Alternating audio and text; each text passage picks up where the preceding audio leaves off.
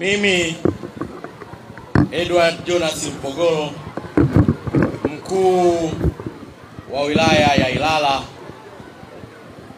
na kukabidhi mwenge huu wa uhuru ndugu yangu Mheshimiwa Saadi Mtambule, mkuu wa wilaya ya Kinondoni, ukiwa unawaka unameremeta, na kukabidhi wakimbiza mwenge huu wa uhuru 2025 wakiongozwa na ndugu yetu kaka yetu Ismail Ali Usi na itifaki yote nzima ya mwenge wa uhuru.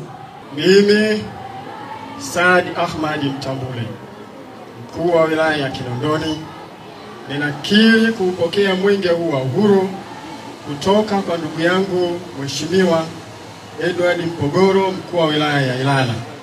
Na upokea mwenge huu wa uhuru ukiwa katika hali ya usalama, unawaka na unameremeta.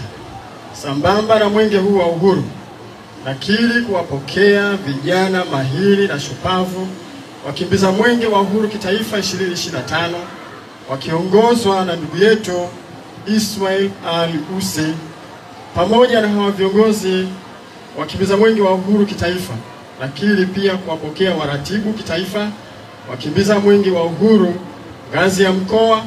Na katika siku hii ya leo, mwenge huu wa uhuru utakimbizwa umbali wa kilomita 76, utakagua, utazindua, utaweka mawe ya msingi na kutembelea jumla ya miradi 8.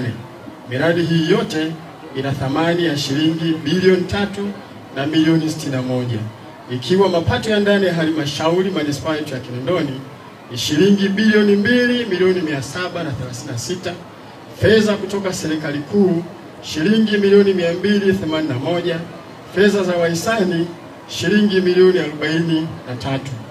Mwenyezi Mungu nisaidie